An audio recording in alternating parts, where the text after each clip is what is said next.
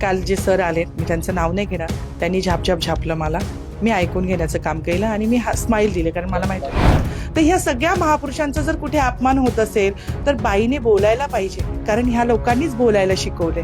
मग जर तुमच्या आईवडिलांचा जर कोणी अपमान करते तर तो तुम्ही कसा सहन करणार?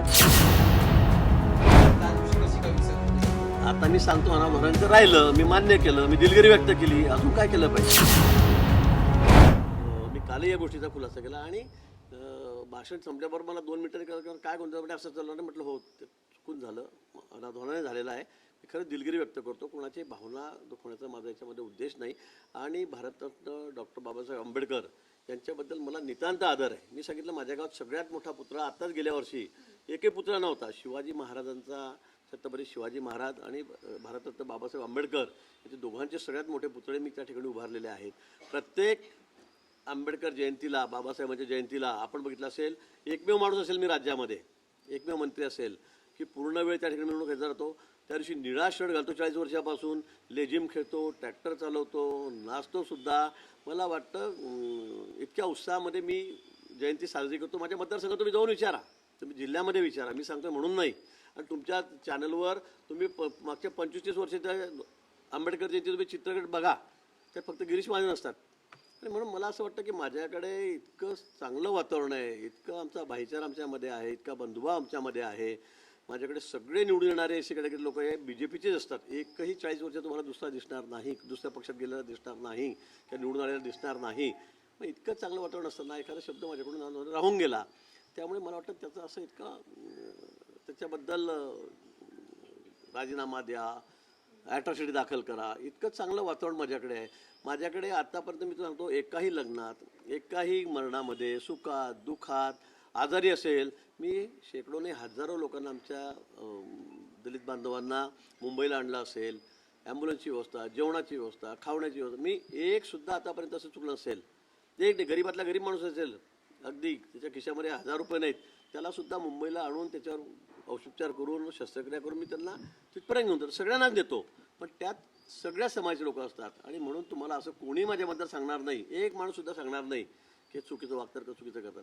मला भारतरत्न बाबासाहेब आंबेडकरविषयी नितांत आदर आहे, नितांत आदर त्यांच्याविषयी. मला कुठेही त्यांच्याबद्दल काही आकस आहे का भावना दुखायची असायला कुठलाही विषय नाही. पण आता उगाच त्याच्यामध्ये आता झालेलं मी दिलगिरी लगेच 2 मिनिटात व्यक्त केली, असं असताना सुद्धा मग काही लोक त्यात तुम्हाला जर काही राजकारणच करत असेल तर मग माझं त्यात नाईलाज आहे. या घटनेनंतर तुमचे जे जयंतीचे व्हिडिओ आहेत ते सोशल मीडियावर व्हायरल होऊ लागले आहेत, पण त्याच्यावर दुसऱ्या बाजूने असं म्हटलं जातं की महत्त्वाचा दिवस आहे, प्रजासत्ताक दिन आहे, या दिवशी संविधान अंगीकृत केलं, त्या दिवशी कशी काय विसर पडू शकतो? आता मी सांगतो ना, धोरणांचं राहिलं, मी मान्य केलं, मी दिलगिरी व्यक्त केली, अजून काय केलं पाहिजे? मला हे कळत नाही. मी आता दिलगिरी व्यक्त केली, माफी मागितली. मग आता एवढं असताना सुद्धा तुम्ही आता मग तुम्ही ठीक आहे, तुमची मागणी, तर तुम्ही, आता मी काय बोलणार त्याच्याबद्दल? मागणी तुम्ही काही करू शकता. आत्ताच बाबासाहेबांचं नाव येईल, मगच बाबासाहेबांचं नाव येईल. आणि मी BP पेशंट आहे, मी नुकतीच ऍडमिट होऊन आलेली आणि माझं खरोखर तिथे BP वाढायला लागलं. मी कसं कंट्रोल केलं मला माहित नाही, पण संचलन एक परेड स्कॉट खराब झाला असता तर सगळ्यांनाच प्रॉब्लेम झाला असता.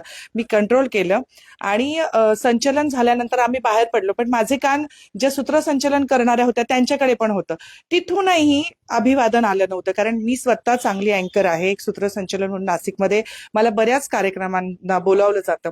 त्यावेळेस जर आयोजक किंवा अध्यक्ष किंवा प्रमुख अतिथींकडनं कळत नकळत एखादी चूक झाली तर सूत्रसंचालक इतका अभ्यासू पाहिजे, इतका चाणक्य पाहिजे की तो नकळत त्या प्रमुख पाहुण्यांच्या डोक्यात ती गोष्ट आणून देतो. मी पण बऱ्याच वेळा करते, याला आगाऊपणा म्हणत नाही, त्याला चाणक्यपणा म्हणतो.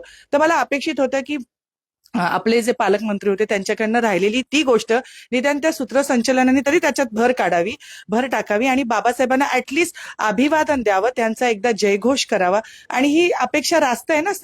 तर ह्या सगळ्या महापुरुषांचा जर कुठे अपमान होत असेल तर बाईने बोलायला पाहिजे, कारण ह्या लोकांनीच बोलायला शिकवले. मग जर तुमच्या आईवडिलांचा जर कोणी अपमान करते तर तो तुम्ही कसा सहन करणार?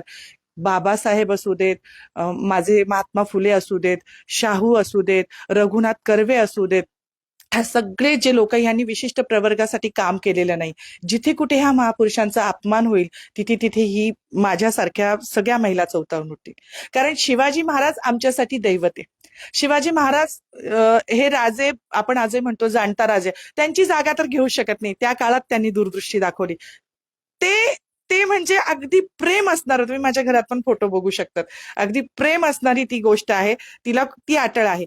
पण नंतर खऱ्या अर्थाने जेव्हा आपण स्वातंत्र्य उभवलं, राजेशाही गेली, त्यानंतर ह्या गोतावळ्याने आम्हाला मोठं केलंय. मग मला असं वाटलं की नाही, आपण विचारायला पाहिजे. वर्दी माझ्यासाठी दुय्यम भाग होता. मला माहिती होतं माझ्यावर कारवाई होणार आहे, कदाचित मला सस्पेंड करतील, कदाचित मला फॉरेस्टमधनं काढूनही टाकतील, जी नोकरी मी संघर्षाने मिळवली.